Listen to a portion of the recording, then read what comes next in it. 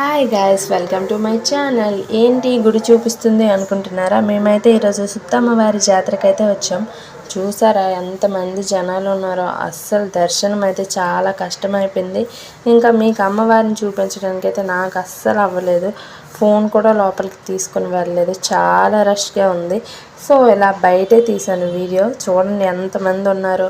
ఇక్కడైతే అమ్మవారికి కోడి కోక మొక్కితే చాలు, మన ఏ కోరికైనా సరే తీరుస్తుందని ఒక నమ్మకం.